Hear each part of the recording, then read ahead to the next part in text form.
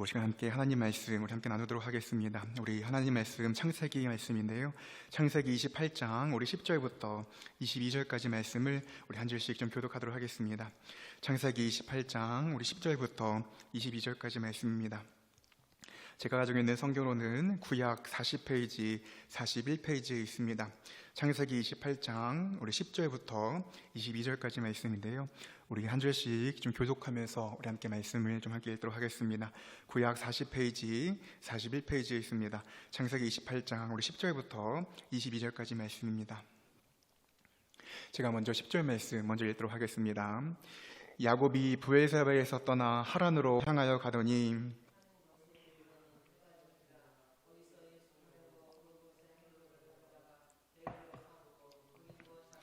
꿈에 본즉 사닥다리가 땅 위에 서 있는데 그 꼭대기가 하늘에 닿았고 또 본즉 하나님의 사자들이 그 위에서 오르락 내리락하고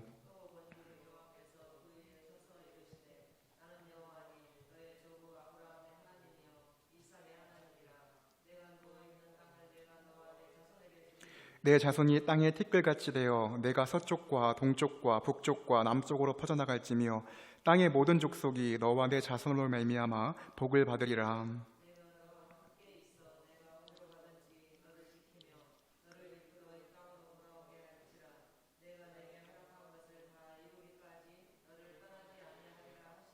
야곱이 잠이 깨어 이르되 여호와께서 과연 여기 계시거늘 내가 알지 못하였도다.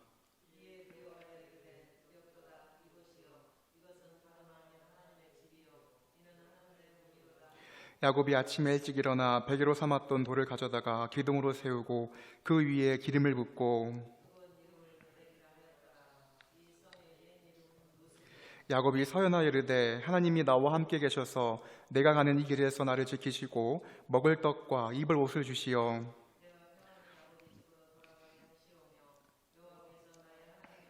22절의 말씀입니다. 내가 기둥으로 세운 이 돌이 하나님의 집이 될 것이요 하나님께서 내게 주신 모든 것에서 10분의 1을 내가 반드시 하나님께 드리겠나이다 하였더라. 아멘. 네, 하나님의 꿈이라는 제목의 말씀을 가지고 시간 함께 하나님 말씀 좀 나누도록 하겠습니다. 저는 우리가 함께 읽었던 오늘 본문의 야곱의 인생을 좀 살펴보면서요, 야곱의 인생이 좀 복잡해지기 시작하고 또 평온했었던 그의 가정이 쑥대밭이 되어버린 그 시작을 저는 엄마 리브가에게 했다라고 생각을 합니다. 리브가의 이 말 한마디를 보면요, 그녀의 중심이 어디에 있었는지 그리고 그녀가 무엇을 위해 살아가고 있었는지가 잘 보여지고 있는 말이 있는데, 창세기 27장 우리 46절 말씀을 우리 세 번역으로 우리 한번 좀 읽어봤으면 좋겠는데, 리브가의 이 말 한마디를 들어보면 리브가가 무엇을 위해 살아가고 있었는지 그리고 그녀의 중심이 어디에 있었는지를 알 수 있습니다. 우리 창세기 27장 46절 말씀에 우리 세 번역 말씀인데요, 우리 말씀 함께 좀 읽어보도록 하겠습니다. 함께 읽어보도록 하겠습니다. 리브가가 이삭에게 말하였다. 나는 햇사람의 딸들 때문에 사는 게 아주 넌더리가 납니다. 야곱이 이 땅에 사는 사람들의 딸들 곧 햇사람의 딸들 가운데서 아내를 맞아들인다고 하면 내가 살아있다고는 하지만 나에게는 무슨 사는 재미가 있겠습니까? 공동번역 우리 현대인의 성경은요, 우리 이 말씀을 조금 더 잘 번역했습니다. 우리 창세기 17장 46절 말씀을 우리 현대인의 성경으로 한번 좀 읽어봤으면 좋겠는데, 리브가가 지금 뭐라고 이야기하고 있는지 우리 함께 좀 읽어봤으면 좋겠습니다. 함께 읽어보도록 하겠습니다. 그리고서 리브가는 이삭에게 말하였다. 내가 이 헷 여자들 때문에 사는 것이 지긋지긋할 지경인데 만일 야곱이 이 땅의 헷 여자와 결혼한다면 내가 무슨 낙으로 살겠습니까? 이미 이방 여인을 맞아서 이 첫 번째 아들이었던 이삭이 결혼을 했던 것으로 보입니다. 그런데 아마 그 며느리들이 이 어머니에게 마음에 들었지 않았던 것으로 보입니다. 그래서 리브가가 지금 뭐라고 이야기하고 있냐면, 내가 사랑하는 이 둘째 아들 야곱조차도 이방 여인들에게 장가를 가서 그들과 함께 살면 내가 무슨 낙으로 살 수 있겠습니까? 라고 이야기하며 따지듯이 이야기하고 있는 게 방금 읽었던 창세기 27장에서의 말씀입니다. 창세기 27장 46절 말씀을 우리 개역개정으로 한번 다시 좀 읽어보면요, 저는 리브가의 이 발언에, 이 모습에 리브가가 무엇을 위해 살았는지에 대한 그 모습이 잘 드러나고 있다고 생각이 됩니다. 우리가 알고 있는 것처럼 리브가는 야곱을 너무나도 사랑하였고 야곱이 맞이하는 그 아내들로 인하여서 리브가는 삶의 재미를 좀 맛보고 싶었나 봅니다.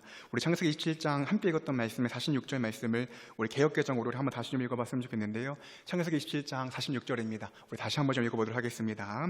리브가가 이삭에게 이르되 내가 햇사람의 딸들로 말미암아 내 삶이 싫어졌거늘 야곱이 만일 이 땅의 딸들 곧 그들과 같은 햇사람의 딸들 중에서 아내를 맞이하면 내 삶이 내게 무슨 재미가 있으리까.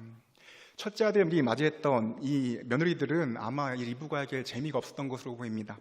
그렇기 때문에 지금 야곱에게 맞이한 이 며느리들로 말미암아 내가 내 삶에 좀 재미를 누리고 싶은데 내가 지금 이곳에서 야곱이 다른 이방 여인들을 아내로 맞이하면 내 삶에 무슨 재미가 있겠습니까? 라고 이야기를 하고 있습니다.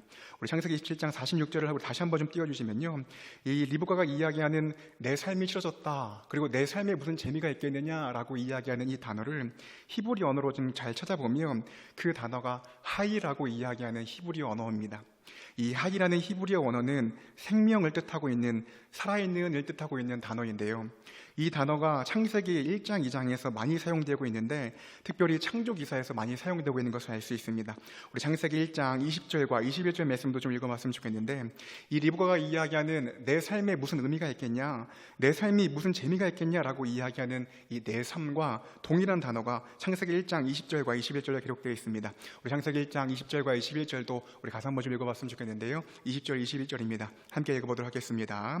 하나님이 이르시되 물들은 생물을 번성하게 하라. 땅 위 하늘의 공창에는 새가 나르라 하시고 하나님이 큰 바다 짐승들과 모래에서 번성하여 움직이는 모든 생물을 그 종류대로, 날개 있는 모든 새를 그 종류대로 창조하시니 하나님이 보시기에 좋았더라.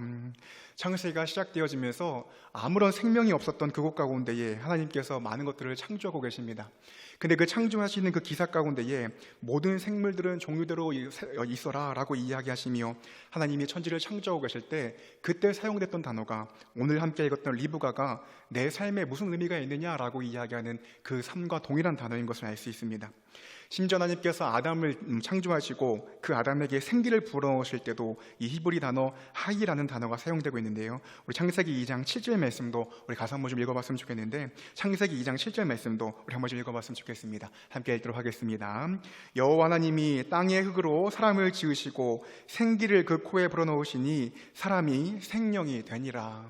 저기 기록되어 있는 생기와 생명이 모두 다 히브리어 단어인 하이라는 뜻을 가지고 있는 단어입니다.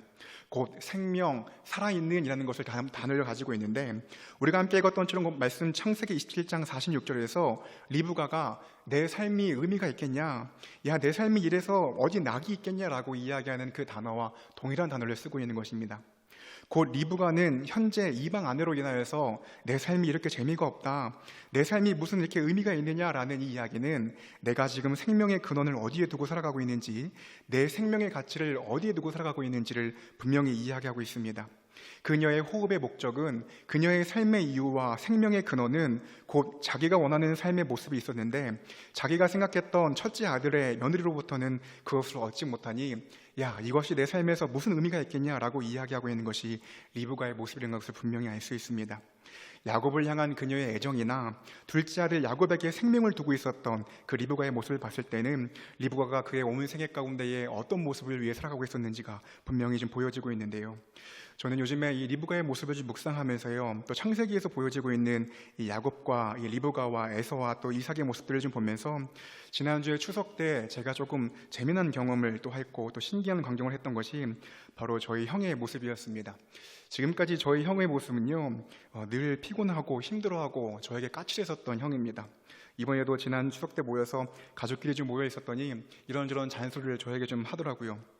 야 엄마 아빠한테 좀 잘해, 엄마 아빠 좀 신경 쓰고 너 어떻게 좀 이제 좀 사람 노릇 좀 할 거냐라고 이야기하면서 저를 향해 좀 이렇게 또 듣기 싫은 잔소리를 저에게 하고 있더라고요. 근데 그 사이에 문틈 사이에 제 조카가, 저희 형의 아들이죠, 저희 형의 아들이 갑자기 나타났더니 태도가 싹 돌변하면서 어찌 그렇게 상냥하고 부드럽게 아들 왔어 라고 이야기를 하더라고요. 제가 그 모습이 얼마나 당혹스럽고 좀 황당했었는지요, 저에게는 늘 형의 모습이 30년 동안 까칠하고 늘 뭔가도 이렇게 막 힘들어하고 피곤했었던 모습인데 그 자녀 앞에서는, 아이 앞에서는 그 모든 힘듦을 다 사라지게 할 정도로 상냥하고 부드러운 모습을 보여주고 있는 것을 보게 됐습니다. 그러면서 진짜 아빠가 맞긴 맞구나 라는 생각을 제가 좀 다시 좀 해보게 됐는데요. 얼마나 자기 자녀가 좀 이쁘고 또 얼마나 자기 자녀가 모든 것을 내어줄 만큼 이쁠까요? 그렇게 자기가 좀 피곤해하고 힘들어함에도 불구하고 저희 형이 그 아들을 바라보면서 하고자 하는 그 모든 마음들, 그래서 만약 형에게 형 왜 살아? 라고 이야기하면 나는 내 아들을 위해 산다 라고 이야기할 만큼 자신의 생명의 가치와 목적을, 내 삶의 재미를 그 아이에게 쏟고 있는 형의 모습을 제가 바라보면서 흠칫 좀 놀랐습니다. 지금까지는 나름 자기의 삶의 목적이 있었겠고, 지금까지는 자기가 어떤 자기의 생명을 두고자 하는 자신의 어떤 열정들이 있었을 거고, 또 미래에 대한 비전도 있었을 텐데, 자녀를 낳고 나고 이분이 아빠가 되고 나니까 자기가 집을 사는 이유도, 그리고 열심히 돈을 버는 목적도 그 모든 것이 이 아이를 위한 것임을 제가 이번에 다시 한번 좀 새삼스럽게 놀라게 됐습니다. 진짜 이 사람이 아빠가 됐구나, 그리고 이 아들을 정말 사랑하는구나 라는 것을 다시 한번 좀 생각해 보게 됐는데요. 제가 리브가의 모습을 좀 묵상하면서 지난주에 경험했었던 이 형의 모습을 경험했던 것은, 형에게 지금 생명을 두고 있는 것, 형이 지금 삶의 재미를 두고 있는 것은 바로 이 아이를 향한 사랑이라는 것을 제가 다시 인정하고 돌아볼 수밖에 없었던 것입니다. 리브가가 보였던 모습도요, 내가 지금 이 야곱이 아니고 이 이삭 때문에 내가 삶의 재미를 잃었다라고 이야기하는 이 생명이라는 단어를 쓰고 있는 이것도, 리브가는 한 엄마로서 자신이 어떤 곳에 삶의 재미를 두고 있고 어떤 것에 생명의 가치를 두고 있는지, 그 호흡의 목적이 무엇인지를 리브가는 아주 제대로 보여주고 있는 것을 분명히 알 수 있습니다. 조금 부끄럽지만 계속해서 저의 가정의 이야기를 조금 더 해보자면요, 제가 지금까지 본 적 없었던 모습이 저희 형의 모습뿐만 아니라 저희 어머니 아버지의 모습에서도 좀 깜짝 놀라는 모습이 있습니다. 아마도 그 손자 모습이 그렇게도 아마 이쁜 것 같아요. 저도 지금까지는 이제 어머니 아버지로만 그 모습을 대했었는데, 할아버지 할머니가 되어서 이분들이 더 이제 난리이십니다. 아마 이 조그마한 아이한테 정말 모든 걸 다 내줄 수 있을 만큼 정말 이렇게 막 옆에서 보는데 참 아둥바둥 하시는 게 보이시더라고요. 그래서 한 번은 어머니랑 이제 마트를 가면서 제가 어머니에게 이제 신앙적인 대화를 좀 많이 하는 편이니까 농담식으로 좀 이런 얘기를 했습니다. 아들 좀 둘 낳고 그 아들 둘이 자기의 생명이라고 좀 생각하고 이들에게 좀 마음을 기대봤는데, 이들이 내게 기쁨의 근원이라고, 삶의 재미의 근원이라고 생각하고 주 무엇인가 해봤는데, 결국 그 두 아들도 결국 엄마에게 아무런 의미가 안 됐는데 어찌 그렇게 또 손자에게 그렇게 마음을 두신대? 라고 이야기하며 제가 약간 농담식으로 얘기했었더니 어머니가 웃고 이렇게 지나가시더라고요. 제가 여러분에게 무슨 말씀을 좀 드리고 싶냐면요, 오늘 본문의 리브가나 저희 어머니나 저희 형의 모습이나 다 자신이 삶의 재미의 기쁨이 있고 그 근원의 원천이 있다는 것입니다. 그리고 그것이 오늘 본문에서 우리가 읽었던 것처럼 생명을 두는 자리 가운데 있고, 지나가는 어떤 사람에게도 물어봐서 당신 지금 살고 있는 목적이 무엇입니까? 지금 당신 호흡하는 목적이 무엇이에요?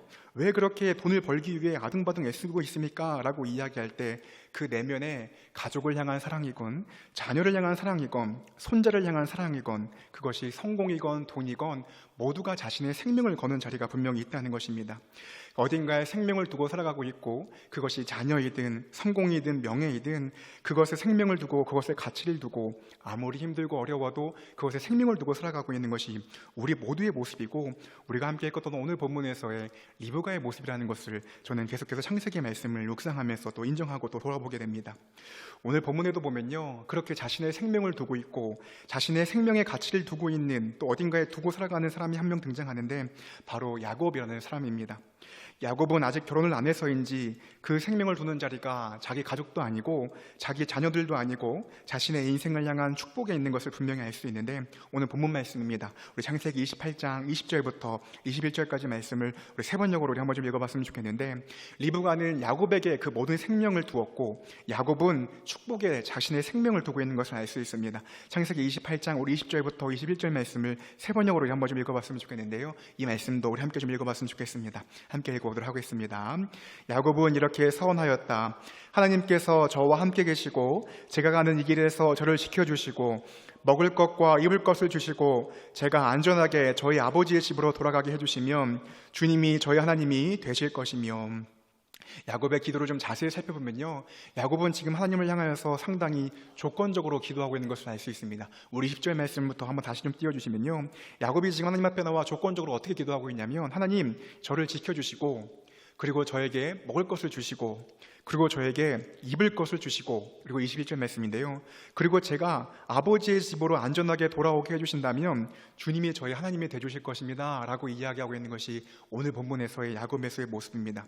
그러면 제가 하나님을 믿을 거고, 그러면 주님이 저희 하나님이 되실 것입니다 라고 이야기하면서 야곱이 지금 하나님과 거래를 하고 있는 것을 알 수 있습니다. 내가 지금 형을 속여먹고 지금 어디에도 있는지 알지 못하는 이 생면부지의 외삼촌 라반을 만나러 가고 있는데, 먹을 것도 없이 입을 것도 없이 심지어 잘 곳도 없어서 지금 내가 돌베개를 베고 누워 자고 있는데, 하나님 당신이 나를 잘 지켜주시고 나를 안전하게 보호해 주셔서 내가 아버지의 집에 무사히 잘 돌아오게만 된다면 그러면 내가 하나님을 섬기도록 하겠습니다라고 이야기하면서 온통 그의 관심은 자신의 안위와 안전, 그리고 의식주의 해결에 있는 것을 분명히 알 수 있습니다. 일단 내가 형을 속여서 아버지에게 축복권을 받았고, 이 축복권을 잘 간직한 채로 형 에서의 분노만 사그러지면 나 이제 평생 축복받아 잘 먹고 잘 살 수 있을 것 같으니까 아버지의 건강이 어떠든 형이 지금 나를 향해 분노하든 상관없이 일단 나 하나 좀 잘 먹고 잘 살고 싶은데, 하나님이란 분이 나에게 찾아오셨을 때에 하나님 나를 좀 지켜주십시오 라고 이야기하고 있는 것이 오늘 본문에서 베델에서의 야곱의 기도인 것을 분명히 알 수 있습니다. 야곱의 이 축복에 대한 집착은요, 야곱이 이 축복에 자신의 모든 인생을 걸고 있는 것은 우리가 잘 알고 있는 것처럼 팥죽 사건에서도 그대로 드러나고 있습니다. 우리 창세기 25장 말씀인데요, 창세기 25장 우리 29절부터 31절까지 말씀도 한번 좀 읽어보면 우리가 잘 알고 있는 팥죽 사건에서도 야곱은 이 축복에 대해서 집착하고 있는 것을 분명히 알 수 있습니다. 창세기 25장 우리 29절부터 31절 말씀인데요, 이 말씀도 우리 함께 좀 읽어보도록 하겠습니다. 함께 읽도록 하겠습니다. 야곱이 죽을 쑤었더니 에서가 들에서 돌아와서 심히 피곤하여 야곱에게 이르되 내가 피곤하니 그 붉은 것을 내가 먹게 하라 한지라. 그러므로 에서의 별명은 에돔이더라. 야곱이 이르되 형의 장자의 명분을 오늘 내게 팔라. 야곱의 인생을 좀 자세히 살펴보고 천천히 좀 돌아보면 야곱은 늘 이 형의 장자의 명분, 축복권, 내 인생 하나 좀 잘 먹고 잘 살고 싶어하는 그것에 대해서 완전히 몰두되어 있는 것을 분명히 알 수 있습니다. 형의 장자의 명분, 장자가 받을 수 있는 그 축복권을 내가 가질 수 있으면 형을 속을 먹든지 내가 이 팥죽을 팔아서 형에게 어떻게 하든지 난 전혀 상관없다라는 것이 야곱이 보여줬던 모습입니다. 이후에 우리가 알고 있는 것처럼 창세기 27장에서 아버지의 축복을 받기 위해서 엄마 리브가와 합작하는 야곱의 모습을 볼 때도 축복에 대한 야곱의 욕심은 범상치 않은 것을 분명히 알 수 있습니다. 물론 리브가도 야곱에게 생명을 두었고 자신의 온 인생이 야곱에게 쏠려 있었기 때문에 야곱에게 축복을 좀 주고 싶은 마음에 분명히 야곱과 함께 이 모든 것들을 작당하지만, 야곱이 만약에 아버지의 축복권에 대한 관심이 없었다면 어머니 제가 그것을 왜 합니까? 라고 그것을 거부했겠지만, 야곱은 아주 적극적으로 창세기 27장에서 아버지의 축복권을 받기 위해서 적극적인 모습을 보이는 것을 분명히 알 수 있습니다.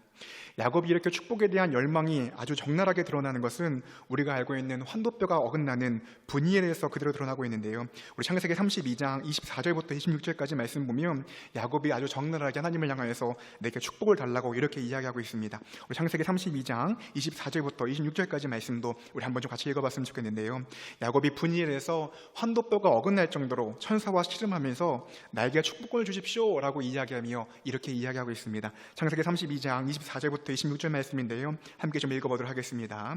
야곱은 홀로 남았더니 어떤 사람이 날이 새도록 야곱과 씨름하다가 자기가 야곱을 이기지 못함을 보고 그가 야곱의 허벅지 관절을 치매 야곱의 허벅지 관절이 그 사람과 씨름할 때에 어긋났더라. 그가 이르되 날이 새려 하니 나로 가게 하라. 야곱이 이르되 당신이 내게 축복하지 아니하면 가게 하지 아니하겠나이다. 천사를 이겼던 야곱이 뭐라고 이야기하냐면, 당신이 내게 축복하지 아니하면 네가 당신을 절대 놓을 수 없습니다 라고 이야기하고 있습니다. 야곱은 태어날 때부터 그의 삶이 아주 일관되는 게요, 형의 발 뒤꿈치를 잡았을 뿐만 아니라 팥죽을 팔아먹고 엄마와 함께 합작하여서 아버지의 축복권을 가로챌 뿐만 아니라 오늘 본문의 베델에서도 하나님 내게 좀 축복해 주십시오. 내가 지금 아버지를 떠나서 머나먼 이 길을 걸어가고 있는데 내게 의식주의 문제를 좀 해결해 주시고 나를 좀 잘 지켜 보호해 주십시오 라고 이야기하며 자신의 안위에 집중되어 있는 야곱의 모습이나, 이후에 분이엘에서 하나님께서 또 찾아오셨을 때에 당신이 내게 축복해 주지 않으시면 내가 놓지 않겠습니다 라고 이야기하는 야곱의 모습을 봤을 때 얼마나 야곱이 끈질긴지, 얼마나 야곱이 축복에 대한 열망이 가득한지 우리가 이 본문을 통하여 분명히 알 수 있습니다. 장정 400명을 거느리고 오는 형 에서를 향한 두려움 가운데에 하나님 반드시 나를 지켜주셔야 됩니다. 하나님 내게 반드시 복을 허락해 주셔야 됩니다. 당신이 내게 축복해 주지 않으시면 내가 당신을 절대 놓지 않겠습니다라는 그 열망이 있었고, 그 열망 가운데에 이 천사가 환도뼈를 부러뜨릴 때 그때의 야곱이 그 천사를 놓아줬다는 것을 봤을 때에 야곱이 얼마나 축복에 대한 열망이 가득했는지를, 그리고 야곱이 그 삶의 가치들 속에 그 삶의 생명의 모든 것들을 그 축복에 두었는지를 말씀을 통해 분명히 알 수 있습니다. 천사도 두 손 두 발 다 들었고 야곱은 그 끈질긴 갈망 가운데에 축복에 대한 열망 가운데 있는 것을 분명히 알 수 있는데요. 저는 창세기에서 보여지는 이 야곱의 생애를 바라보면서요, 만약 이때에 누군가에게 야곱에게 이런 질문했다면요, 야곱, 당신이 사는 이유가 뭐야? 야곱, 당신이 살아가는 목적이 무엇이오? 야곱, 당신이 오는 하루를 호흡하는 목적이 무엇이오? 라고 이야기하며 야곱에게 어느 인생이 갑자기 찾아가서 야곱에게 가서 옆에 질문했다면, 나는 잘 먹고 잘 살고 싶어, 나는 축복받고 싶어, 하나님이 누구신지 나는 관심도 없고, 아브라함이 하나님이든 이삭이 하나님이든 나는 그건 관심 없고, 나는 무조건 축복받아서 잘 먹고 잘 살고 싶어, 그게 내 삶의 유일한 목적이야 라고 이야기했을 것으로 저는 생각이 됩니다.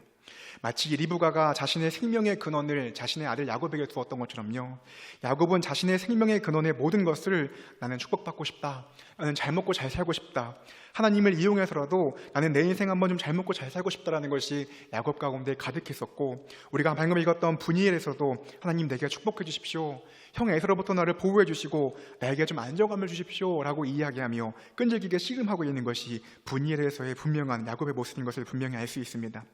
그런데 이렇게 자신이 생명을, 자신의 축복, 자기 인생 좀 잘 먹고 잘 살고 싶어하는 그 야곱에게 두고 있는 그 야곱에게 하나님께서 이런 야곱에게 찾아오셔서 지금 뭐라고 말씀하고 계시냐면요, 우리 창세기 28장 13절부터 15절 말씀인데 오늘 본문 말씀입니다.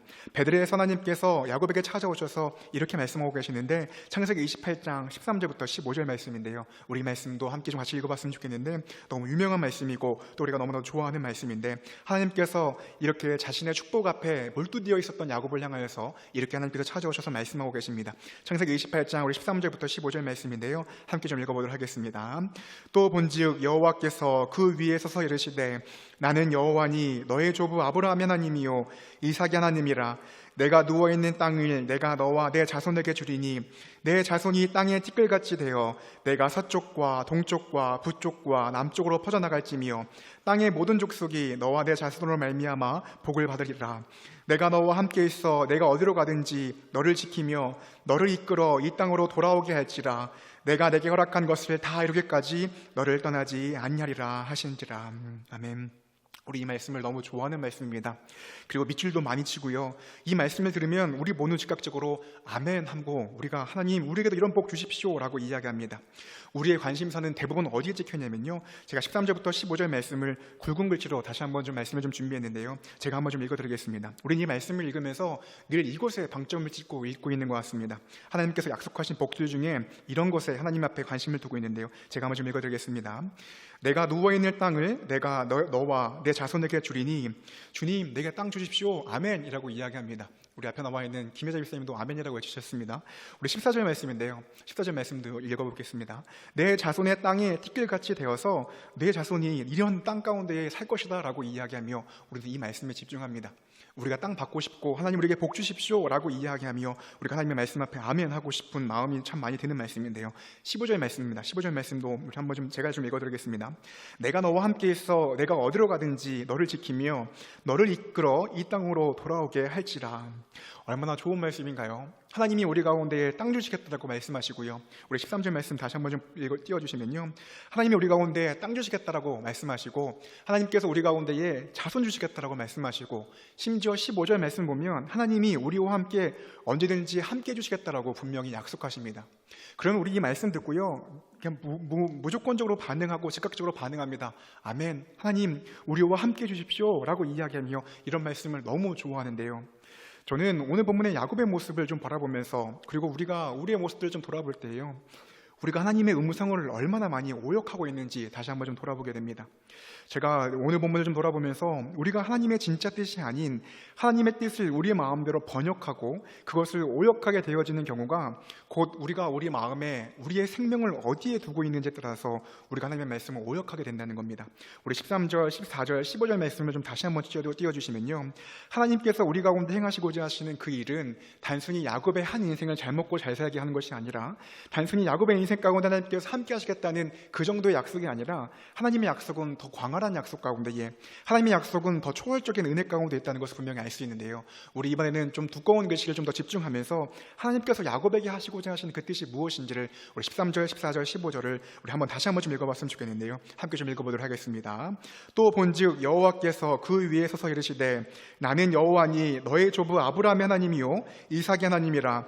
내가 누워있는 땅을 내가 너와 내 자손에게 주리니 내 자손이 땅의 티끌같이 되어 내가 서쪽과 동쪽과 북쪽과 남쪽으로 퍼져나갈지며 땅의 모든 족속이 너와 내 자손으로 말미암아 복을 받으리라.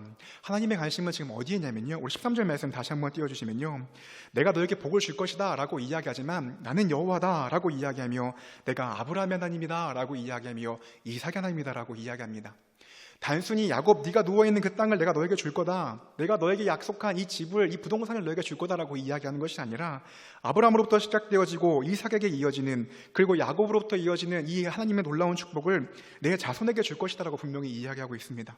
14절 말씀도요, 단순히 너가 너의 인생 속에 너의 자손들이 가득해질 것이다 라고 끝내는 것이 아니라, 너의 자손들이 퍼져나갈 것이고 그 땅의 모든 족속들이, 이방 땅의 모든 족속들이 너와 네 자손으로 말미암아 복을 받을 것이다 라고 분명히 이야기를 하고 있습니다. 단순히 야곱의 가정 한 명이 잘 살고, 단순히 야곱의 인생이 하나 잘 먹고 잘 사는 것에서 머무는 것이 아니라, 그의 가정으로 말미암아 그가 이루게 될 가나안 땅의 그 성취로 말미암아 그 모든 것들 가운데에 시온의 영광이 가득할 것이다 라고 하나님은 야곱에게 분명히 이야기를 하고 있는 겁니다. 그런데 우리가 알고 있는 것처럼 야곱은 이렇게 야곱을 향하여 하나님께서 놀라운 뜻을 선포하고 있는 이 시간들 속에서 여전히 야곱은, 하나님 내 의식주 좀 해결해 주세요, 하나님 나 안전하게 좀 아버지의 집으로 좀 돌아오게 해주세요, 하나님 내가 아버지의 집으로 좀 온전하게 잘 좀 돌아올 수만 있으면 내가 하나님 앞에 나와 십일조도 좀 하고 하나님 앞에 나와 예배도 좀 하겠습니다라고 이야기하며, 여전히 자신의 생명이 축복권이, 여전히 자신의 생명이 자신의 인생 하나 잘 먹고 잘 살고 싶은 것 앞에 있다는 것을 분명히 알 수 있습니다. 하나님은 야곱의 인생 가운데에 이스라엘이라는 큰 민족을 이루시고 가나안 땅을 정복하게 하시고 그를 통하여서 이스라엘 백성들이라는 놀라운 일들을 이루실 것을 야곱에게 선포하고 있는데, 여전히 야곱은 자신이 생명을 두고 있는 그 자리, 그저 내 인생 하나 잘 먹고 잘 살고, 그저 내 가정이 좀 평안했으면 좋겠고, 그저 형의 분노가 좀 사그라들었으면 좋겠다, 하나님이 내게 좀 그런 축복만 주셨으면 좋겠다 라는 것에 한계되어 있었고, 그 시선이 머물러 있어서 그렇게 살아가고 있는 것이 야곱의 기도이고 야곱의 모습인 것을 분명히 알 수 있습니다. 창세기 12장 1절부터 3절까지 말씀인데요, 나는 여호와니 너희 할아버지 아브라함의 하나님이다 라고 이야기했던 그 복이 창세기 12장 1절부터 3절까지 말씀에 우리가 알고 있는 것처럼 잘 기록되어 있습니다. 창세기 12장 1절부터 3절까지 말씀인데요, 우리 말씀도 우리 한번 좀 같이 읽어봤으면 좋겠는데, 하나님의 뜻이 어디에 있는지 이 말씀도 우리 한번 같이 읽어봤으면 좋겠습니다. 함께 읽어보도록 하겠습니다. 여호와께서 아브라함에게 이르시되 너는 너의 고향과 친척과 아버지의 집을 떠나 내가 내게 보여줄 땅으로 가라. 내가 너로 큰 민족을 이루고 내게 복을 주어 내 이름을 창대게 하리니 너는 복이 될지라. 아멘. 우리가 1, 2절에 늘 머물러서 하나님 내게 좀 복 주십시오 라고 이야기할 때가 너무너무 많은데, 하나님은 아브라함의 인생 속에서 어떤 인생을 그리고 계시냐면, 우리 3절 말씀도 계속 읽어봤으면 좋겠는데 3절 말씀입니다. 함께 읽어보도록 하겠습니다. 너를 축복하는 자에게는 내가 복을 내리고 너를 저주하는 자에게는 내가 저주하리니 땅의 모든 족속이 너로 말미암아 복을 얻을 것이라 하신지라. 하나님은 단순히 아브라함을 좀 잘 먹고 잘 살게 하기 위해서 내가 너에게 명령하니 너는 내게 보여줄 땅으로 가라 라고 이야기한 데서 멈추어 있는 것이 아니라, 땅의 모든 족속이 너로 말미암아 복을 얻을 것이라는 것을 분명히 아브라함에게 이야기하고 있는 것입니다. 이 말씀을 읽을 때도 우리는 우리의 방점을 늘 앞에 두고, 주님 복 주십시오, 주님 나 좀 잘 먹고 잘 살고 싶습니다, 나 좀 행복해지고 싶으니까 아브라함과 이삭과 야곱의 복 내게 주십시오, 아멘 할렐루야 라고 이야기하며 우리의 인생을 향한 그 복 가운데 우리가 몰두되어 있을 때가 너무 많이 있지만, 하나님의 꿈과 하나님의 계획과 하나님의 일하심은 너희 인생 하나 잘 먹고 잘 사는 것에 있는 것이 아니라, 내가 이 일을 통하여서 놀라운 일을 행할 거다라는 것을 분명히 성경은 이야기하고 있고, 하나님의 그 뜻이 분명히 있음을 분명히 알 수 있습니다. 제가 여러분에게 서론에서 또 말씀드렸던 것처럼요, 우리가 이렇게 하나님의 뜻을 오역하고 우리가 하나님의 말씀을 이렇게 읽는 이유는 우리가 우리의 생명을 어디에 두고 있는지에 따라서 하나님의 말씀을 참 오역하기 쉽다는 겁니다. 우리가 함께 읽었던 베델에서 경험하고 있었던 야곱의 모습이나요, 우리가 수련회 가운데, 예배 가운데 하나님을 체험하고 경험할 때에 황홀한 그 하나님의 영적인 체험들 속에 분명히 하나님은 우리 인생을 통하여서 하나님의 사명을 이루시고자 하시는데, 우리는 우리가 이 인생 가운데에 생명을 두고 있는 것을 향하여 그 일들을 해석하고 있다는 겁니다. 단적인 예로 취업이 잘 되지 않고, 단적인 예로 내가 요즘에 경제적으로 참 어려운데 갑자기 예배 가운데 하나님께서 내게 은혜를 주시면서 인격적으로 그 하나님을 체험하고 경험할 때에 하나님이 내 인생을 통하여서 분명히 많은 일들을 행하실 거라고 분명히 말씀하셨음에도 불구하고 우리가 그 하나님의 말씀을 잘못 번역하고 오역하는 것은 주님이 내가 취업하게 해주시나 보다, 놀라운 이 영적인 경험들을 하게 하시고 부인할 수 없을 만큼 놀라운 체험들을 하게 하시고 사닥다리가 오르락내리락 하는 이 영적인 체험을 내게 하셨으면, 하나님이 드디어 내가 이 목숨을 두고 있고 생명을 두고 있는 곳 가운데에 하나님께서 내게 은혜 주시나 보다라고 생각을 하면서 여전히 우리는 하나님이 아닌 다른 것을 향하여서, 우리의 생명을 두는 것을 향하여서 하나님께서 우리 가운데 함께 하시고 여전히 주님이 내 인생 가운데 함께 하시는구나라고 착각할 때가 참 많이 있지만, 하나님은 우리 가운데 단순히 너 이곳에서 의식주가 해결되고 너 이곳에서 그냥 두려움 없이 이곳에 너가 돌아올 것이다 라는 것이 아니라, 우리의 인생을 향하여서 하나님께서 분명한 뜻이 있음을 우리가 분명히 다시금 돌아봐야 되는 것이라는 것을 말씀을 통해 분명히 고백하며 나아갈 수밖에 없습니다. 제가 이 아브라함의 복과 야곱의 복을 여러분하고 좀 나누려고 할 때 계속해서 제 안에 좀 걸림이 좀 있었습니다. 설교를 좀 준비하면서 어떤 지점에서 이유를 알 수 없는 설교 계속해서 멈춰지고 있는 경우가 좀 있었습니다. 아마도 제가 생각했을 때는요, 우리가 너무나도 익숙하게 들어왔었던 아브라함의 복, 야곱의 복, 그 복 너무 좋으니까 그 복 우리에게 좀 달라고, 우리도 그 복 많이 받아서 부자 많이 돼서 주변의 사람들에게, 좀 어려운 사람에게 좀 흘려주는 복의 통로가 되는 게 그렇게 뭐 이렇게 어려운 겁니까? 그게 왜 우리가 좀 추구하면 안 되는 겁니까? 좀 그런 설교도 좀 많이 해주시고, 나 아브라함의 복 좀 받고 싶습니다 라고 하는 그 이야기들이 우리에게 너무나도 익숙하기 때문에 제가 이 설교를 준비하면서 참 많은 걸림이 좀 있었던 것으로 보입니다. 그런데 우리가 믿고 있는 이 기독교는요, 우리가 믿고 있는 이 하나님이라는 이 존재는요, 단순히 우리가 생명을 두고 있는 자리, 내가 내 아들 좀 잘 먹고 잘 살았으면 좋겠고, 내가 너무나도 사랑스러운 이 어린아이가 건강했으면 좋겠고, 내가 생명을 두고 내가 힘들지만 버티면서 내가 생명을 두고 가치를 두고 있는 이 자리 속에서 이 아이를 주님께서 좀 잘 보호해줬으면 좋겠다라고 이야기하는 그 한정적이고 그 시선이 머물러 있는 야곱 정도가 아니라, 하나님은 인격적이고 살아계시며 우리 가운데 여전히 그 모든 일들을 이루어가고 계시는 하나님이시라는 것을 우리가 생각할 때에, 단순히 우리가 복받고 싶어서 하나님 우리 가운데 아브라함의 복을 주시고 이삭의 복을 주십시오 아멘 하고 끝나는 것이 성경에서 진짜 이야기하는 복이 아니라는 것을 성경은 분명히 이야기하고 있습니다. 제가 이 지점을 좀 넘어가기 위해서 여러분하고 좀 한 가지 이야기를 좀 나누고 싶은데요, 제가 요즘에 휴일이 되면 좀 가끔 산에도 좀 올라가고, 또 이제 바람도 쐬러 이렇게 저렇게 좀 이런저런 산에 좀 올라갑니다. 그럼 산에 가면요, 우리가 쉽게 또 접할 수 있는 게 바로 이 절에서 보여지는 장면인데요, 절에 보면은 뭐가 이렇게 또 많은지 이 소원 성취 기화라는 것들이 참 많이 있습니다. 제가 사진을 좀 가져와 봤는데요, 인터넷으로 좀 가져와 봤습니다. 소원 성취 기화라는 것을 사진에 보면요, 저는 왜 주소를 쓰고 있는지는 잘 모르겠어요. 근데 대부분 보니까 저렇게 주소를 쓰고 있더라고요. 안산시에 살고 있고, 난양동에 살고 있고라고 이야기하면서 대부분의 사람들의 기원이 다 동일합니다. 대학 합격, 사업 번창, 가족 건강 소원이라고 이야기하면서 저 기여를 아마 이제 구매하는 것 같아요. 제가 정확히는 잘 모르겠지만요, 안 해봤기 때문에. 저는 그 글들을 이제 가끔 시간이 나서 절에 가서 이제 좀 읽다 보면 사람의 마음이 참 동일하다라는 생각을 좀 하게 됩니다. 우리 인간의 모든 마음들이, 우리 인간의 모든 소원들이 참 많이 비슷하다는 생각이 듭니다. 대학을 합격했으면 좋겠고, 가족 건강했으면 좋겠고, 아무 탈 없이 그냥 좀 잘 됐으면 좋겠고 라고 이야기하는 그 모든 소원들이 빽빽히 적혀 있는 걸 좀 많이 보게 됩니다. 다음 화면도 좀 보여주시면요, 아마 아이들이 좀 이렇게 쓴 것 같은데요, 소원, 우리 가족 모두 건강했으면 좋겠고, 엄마 아빠 안 아팠으면 좋겠고, 그냥 취업 잘 됐으면 좋겠고, 결혼했으면 좋겠고 라고 이야기하는 그 빽빽한 기와장이 그 절 한켠에 늘 이렇게 놓여져 있더라고요. 아마 이렇게 좀 어느 정도 비용을 좀 지불하고 그걸 이제 구매하고, 그럼 어떻게 좀 하면 이제 소원을 하나님, 부처님이 들어주시는 것 같아요. 잘 정확히 모르겠지만 모두가 하나도 빠지지 않고 원하는 이 복이 있는데요, 조금만 더 적나라하게 우리의 모습을 좀 생각해 보면 이 기와장에서 소원 성취라고 쓰고 있는 이 사람들의 내면의 마음이나, 그리고 여전히 하나님 앞에 나와 믿음으로 기도하며 교회에 나가고 있는 대학 합격, 사업 번창, 가족 건강, 그리고 그것이 아브라함의 복이었고 야곱의 복이었고 그리고 그것이 우리의 복이었으면 좋겠다라고 아멘이라고 이야기하고 있는 것이 어쩌면 이들과 우리의 모습이 뭐가 다른지 조심스럽게 좀 생각해 보게 됩니다. 목사님, 우리도 그런 복 좀 받고 싶고요. 내가 생명을 두는 그 자리에 그거 잘 될 수 있도록 좀 기도 좀 해주세요.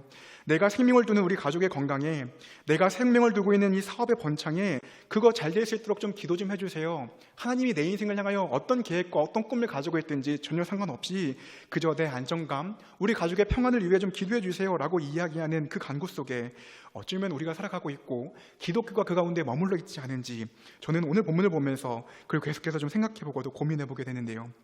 부처님에게 우리가 소원성취라고 적고 있는 이 모습과 그리고 유교와 불교에서 쓰고 있는 이 소원성취와 정말 우리가 다른 이 기독교에서의 복음은 무엇이냐면 이 하나님께서는 살아계시고 인격적이신 분이라는 것입니다. 무슨 말씀이냐면요, 그저 우리 인생 하나 잘 먹고 잘 살기 위해서 우리 복을 빌어주시기 위한 어떤 기계나 우리 인생 하나 잘 먹고 잘 살기 위한 수단으로서 하나님께서 우리 인생 속에서 함께 해주시는 그런 분이 아니라 여전히 하나님도 하나님의 열망과 여전히 하나님께서도 하나님의 열심이 있다는 것을 분명히 우리가 알 수 있습니다. 제가 함께 나눴던 말씀처럼요, 창세기 28장의 말씀을 보면 야곱아, 내가 너의 인생을 통해 이 일을 이룰 것이다. 야곱아, 내가 너의 인생 가운데에 여전히 내가 이 역사를 쏟아내려갈 것이다 라고 이야기하시는 하나님의 분명한 뜻이 분명히 있다는 겁니다. 이런 이해를 가지고요, 우리 홍해 사건을 좀 같이 좀 살펴보면요, 우리 홍해 사건이 아주 대표적인 사건이라 생각이 드는데 출애굽기 14장 4절입니다. 우리는 보통 홍해 사건을 경험할 때에 우리가 어떤 생각을 하냐면, 하나님, 우리 가운데에 이 놀라운 구원을 허락해 주셔서 감사합니다. 내 인생에 홍해를 건너게 해주셔서 주님 감사합니다. 앞으로도 내 인생에서 계속해서 홍해를 건너는 놀라운 기적을 일으켜 주십시오 라고 이야기하며 우리는 하나님의 그 구원을 이렇게 해석하고 있지만, 하나님께서 홍해 사건을 경험하실 때 이렇게 이스라엘 백성들에게 이야기하고 있는 것을 알 수 있습니다. 우리 출애굽기 14장 4절 말씀인데요, 하나님이 홍해 사건을 경험하고 계획하시면서 뭐라고 말씀하고 계시는지 우리 출애굽기 14장 4절 말씀인데요, 우리 함께 좀 이 말씀들 읽어봤으면 좋겠습니다. 함께 읽어보도록 하겠습니다.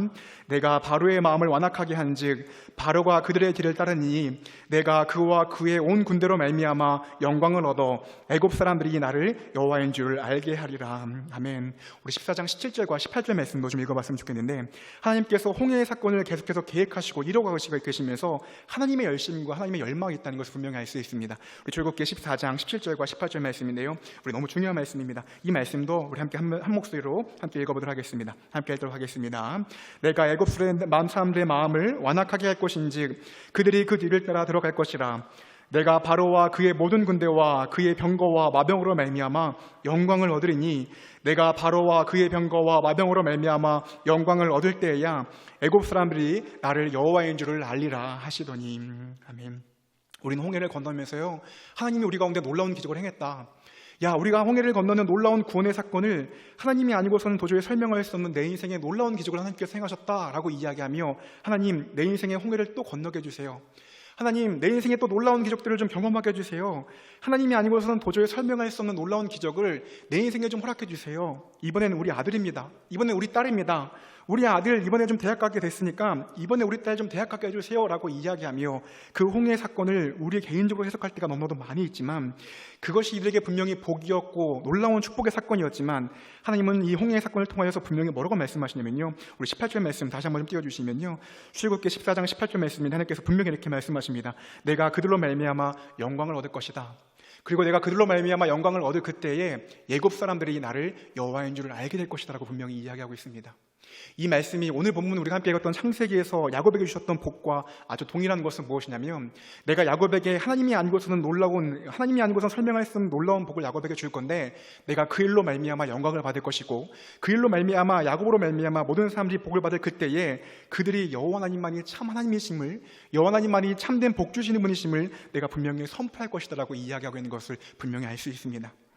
이런 맥락을 가지고 우리 오늘 창세기 28장 13절부터 15절 말씀을 우리 한번 좀 다시 읽어봤으면 좋겠는데요, 우리 순서가 조금 뒤바뀌었는데 우리 조금 뒤로 넘어가면 창세기 28장 우리 13절부터 15절까지 말씀입니다. 여전히 하나님께서 하나님의 열심을 가지고 이런 말씀을 두고 계시고 계신 것을 분명히 알 수 있는데, 창세기 28장 우리 13절부터 15절 말씀인데, 우리 이 말씀을 이런 이해를 가지고 다시 읽어보면, 단순히 하나님께서 야곱의 인생을 잘 먹고 잘 살게 하기 위함이 아니라 하나님께서 야곱에게 복을 주시고 그 복으로 말미암아 주변의 모든 이방 백성들이 여호와 하나님께 영광 영광 돌리는, 그리고 그 영광 돌림으로 말미암아 하나님이 하나님 되심이 온 열방 가운데 선포되어질 것이라는 하나님의 열망이 분명히 기록되어 있는 것을 알 수 있습니다. 창세기 28장 우리 13절부터 15절 말씀인데요, 이런 이해를 가지고 우리 함께 이 말씀을 좀 읽어봤으면 좋겠습니다. 함께 좀 읽어보도록 하겠습니다. 또 본즉 여호와께서 그 위에 서서 이르시되 나는 여호와니 너의 조부 아브라함의 하나님이요 이삭의 하나님이라. 내가 누워있는 땅을 내가 너와 내 자손에게 주리니 내 자손이 땅의 티끌같이 되어 내가 서쪽과 동쪽과 북쪽과 남쪽으로 퍼져나갈지며 땅의 모든 족속이 너와 내 자손으로 말미암아 복을 받으리라. 내가 너와 함께 있어 내가 어디로 가든지 너를 지키며 너를 이끌어 이 땅으로 돌아오게 할지라. 내가 내게 허락한 것을 다 이루기까지 너를 떠나지 않냐리라 하신지라. 아멘. 전 15절 말씀을 보면서 가장 먼저 생각났던 단어가 동상이몽입니다. 동상이몽. 야곱이 이 말 들었을 때는요, 내가 내게 허락한 것을 다 이루기까지 주님 내 인생 한번 잘 보여주십시오. 주님, 내가 지금 형 속여먹고서 너무 불안한데 내가 내 집에 안전하게 좀 돌아오게 해주십시오. 그때까지 주님 나와 함께 해주신다고 약속하시니 주님 내가 고맙습니다. 주님 나와 함께 해주시면 내가 주님 앞에 11조도 드리고 예배도 드리겠습니다 라고 이야기하지만 15절에 담긴 하나님의 마음은 내가 허락한 것을 다 이루기까지 너를 떠나지 아니할 것이라는 이 마음은, 야곱아, 난 너의 인생 하나 잘 먹고 잘 살기 위한 것이 아니라 너의 태를 통하여서 내가 이스라엘이라는 백성을 일으킬 것이고 그 이스라엘 백성을 일으켜서 가나안 땅에 정착시키시며 그 가운데에 내가 하나님의 영광과 하나님의 일하심을 내가 온 열방 가운데 선포할 거고, 그때에 내가 나의 왕됨을, 내가 온 열방 가운데의 영광받음을 내가 온 열방에 선포할 것이다라고 분명히 이야기하고 있는 것이 하나님께서 창세기에서 두신 분명한 말씀입니다. 말씀을 좀 마치면서요, 우리가 살아가고 있는 우리의 열심들, 우리가 살아가고 있는 이 호흡의 목적들 속에 우리가 어디에 생명을 두고 있는지, 우리의 자녀들, 우리의 가족을 영위하기 위해서, 또 우리가 좀 복받고 싶어서, 아니면 우리가 좀 뭔가 좀 돈을 좀 벌고 싶어서 무엇인가를 하고자 하는 그 우리의 모든 열심들 가운데에 심지어 우리 가운데 찾아오셔서 사랑하는 누구야, 내가 너를 사랑한다라는 그 이야기 자체도 우리가 오역하며, 주님 그러면 내가 내 인생을 좀 잘 먹게 잘 살기 위해 주님께서 내가 함께 하시겠습니까? 라고 이야기하는 그 잘못된 오역 가운데서도 주님은 여전히 하나님의 열심으로 우리 인생 가운데 함께하고 계신다라고 분명히 이야기하고 있습니다. 오늘 본문을 잘 기록하고 있는 로마서 9장 말씀을 읽어보면요, 하나님은 이렇게 여전히 자기 인생 잘 먹고 잘 살고자 하는 야곱 가운데에 여전히 하나님께서는 이렇게 말씀하고 계십니다. 우리 로마서 9장 11절부터 13절 말씀인데, 여전히 야곱의 모습이 별반 다를 바 없고, 여전히 야곱의 모습이 인간적으로 봤을 때는 정말 형의 모습과 전혀 다를 바 없는 모습이 있지만, 하나님께서는 야곱을 향하여서 자신의 계획을 이루시기 위해서 야곱을 택하였다라고 분명히 이야기합니다. 우리 로마서 9장 11절부터 13절 말씀인데요, 우리 세 번역 말씀으로 우리 말씀도 함께 좀 읽어보도록 하겠습니다. 함께 읽어보도록 하겠습니다.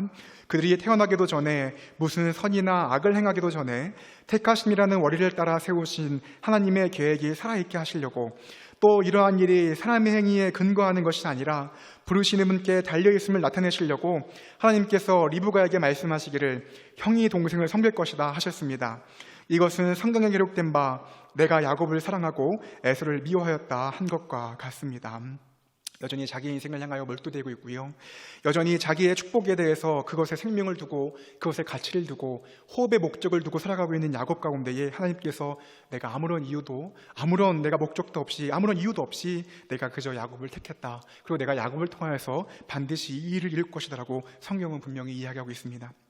우리 로마서 9장이 기록되어 있는 로마서 9장 28절 말씀을 보면요, 하나님께서는 이 아브라함으로부터 시작되어지는 이삭과 야곱에 이어지는 이 복, 그리고 이스라엘로부터 이어지는 그 복을 지금 우리가 살아가고 있는 이 이방 백성들 가운데에서 내가 반드시 그 일을 이룰 것이라고 말씀하고 계시는데요, 우리 로마서 9장 28절 말씀도 우리 세 번역으로 좀 한번 읽어봤으면 좋겠는데, 주님께서도 분명히 이 아브라함과 이삭과 야곱을 넘어서 이스라엘 백성들을 넘어서 하나님께서 분명히 온 열방 가운데에 주의 영광을 드러낼 것이라고 분명히 이렇게 말씀하십니다. 로마서 9장 28절에 우리 세 번역 말씀인데요, 우리 앞에 화면을 보고 우리 한번 좀 읽어봤으면 좋겠습니다. 로마서 9장 28절입니다. 함께 읽어보도록 하겠습니다. 주님께서는 그 말씀하신 것을 온전히 그리고 조속히 온 땅에서 이루실 것이다. 하나님께서는 아브라함으로부터 보여진 그 이 놀라운 복을 이삭과 야곱과 그리고 이스라엘 백성들을 넘어서 오늘을 살고 있는 우리 가운데에, 어찌 보면 혈통적으로 이방인인 우리 가운데에 하나님께서 그 말씀하신 것을 분명히 이루실 것이다라고 분명히 이야기하고 있습니다. 근데 재미있는 것은요, 우리가 읽었던 창세기 28장 15절 말씀을 보면 이 이룬다라는 표현이 동일한 표현으로 번역되어 있는 표현이 있는데, 우리가 함께 읽었던 오늘 본문 창세기 28장 15절 말씀입니다. 우리 마지막으로 이 말씀 한번 좀 읽어봤으면 좋겠는데, 하나님께서 야곱에게 약속하셨던 가운데서 내가 반드시 이 일을 이룰 것이다라고 말씀하시는 그 말씀을 하나님께서는 야곱과 이사 이후의 이 모든 시대들과 모든 것들이 끝나고 로마서의 신약이 이후에까지도 우리 가운데도 그 일들을 이루신다고 분명히 말씀하십니다. 우리 창세기 28장 15절 말씀인데요. 이 말씀 우리 한번 다시 좀 읽어봤으면 좋겠습니다. 함께 읽어보도록 하겠습니다. 내가 너와 함께 있어 내가 어디로 가든지 너를 지키며 너를 이끌어 이 땅으로 돌아오게 할지라. 내가 내게 허락한 것을 다 이루기까지 너를 떠나지 아니하리라 하신지라. 아멘. 하나님께서 야곱에게 내가 너의 인생 속에서 이 모든 것을 다 이룰 것이다 라고 말씀하실 뿐만 아니라 하나님은 야곱에게 약속하시는 이 약속 속에 이 야곱의 혈통으로부터 이어지는 하나님께서 우리 가운데 허락하시는 지금도 예수 그리스도를 왕으로 인정하고 있는 우리 가운데에서도 하나님께서 그 일들을 이루어가고 계신 것을 분명히 알 수 있습니다. 말씀을 좀 마치면서요, 우리가 하나님을 믿고 또 교회에 나와서 예배한다라고 이야기하는 이 시간들 속에 어쩌면 우리의 시야와 우리의 시선이 마치 야곱처럼 하나님 내 인생 좀 잘 먹고 잘 살고 싶고요, 나도 좀 복받고 싶고 사업 번창하고 싶고 내 인생 좀 잘 먹고 잘 살고 싶습니다 라고 이야기하는 그 일들에 우리가 몰두되어 있다 할지라도 하나님은 야곱에게 자기의 인생에 몰두되어 있는 야곱 가운데에서 여전히 찾아오셔서 야곱아, 네가 네 인생에 몰두되어서 네 생명의 근원이 그곳에 있는 것처럼 네가 착각하며 살아가지만 여전히 나는 너의 인생을 통하여서 그 일들을 이뤄갈 것이고 너의 자손을 통하여서 내가 이스라엘 백성들을 이뤄낼 것이라고 분명히 말씀하시는 그 은혜를 생각할 때에 아무런 이유도 없이 조건도 없이 야곱을 택하시고 하나님의 일하신 들을 선택하며 이뤄나가시는 것을 바라볼 때에 어찌 보면 우리도 오늘 하루 동안요, 아니면 지난 한 주 동안 우리는 우리 인생을 위해서 우리가 생명을 거는 자리를 위해 이렇게 저렇게 우리 에너지를 쓰며 살아갈 때가 참 많이 있었지만 그럼에도 여전히 베델 가운데 찾아오시고 그럼에도 여전히 분이엘 가운데 찾아오셔서 야곱아, 지금 형 에서 때문에 두렵지? 지금 너가 너 인생 속에서 해결되지 않는 당장의 미래의 두려움 가운데 네가 해결되지 않는 두려움 가운데 있지? 라고 말씀하시며 내가 너와 함께 할 것이다 라고 말씀하시며 동일하게 우리 인생을 향한 주의 뜻과 무엇인지를 내가 반드시 이를 이루겠다라고 말씀하시는 주님의 은혜가 야곱 가운데 있음을 생각해보며 나아갈 때에 하나님, 우리 인생 가운데에도 야곱과 같은 동일한 은혜, 나는 여전히 내 인생 속에 살아가고자 하는 그 마음에 몰두되어 있고 그렇게 살아가기 위해서 우리가 모든 에너지를 쓰며 나아가지만 주님, 여전히 나를 향한 주의 뜻이 무엇인지, 나를 향한 주의 목적이 있다면 내가 주님의 생명의 자리가 어디 있는지를 깨달아 알아서 하나님의 일하심 앞에 동참되어지게 하시고, 그리고 그것이 진짜 성경에 이야기하는 복임을 깨달아 알아서 하나님, 우리가 하나님의 일하심 앞에 참되게 동참되어지며 나아갈 수 있는, 그리고 그때에 하나님의 내심이 온 열방과 온 땅 가운데 선포되어지는 것이 우리의 소망과 우리의 기대가 되기 원합니다. 이런 마음으로 우리가 우리의 모습들을 주님 앞에 좀 의탁하면서 주의 국률하심을 구하며 우리 모두가 좀 나아갔으면 좋겠습니다.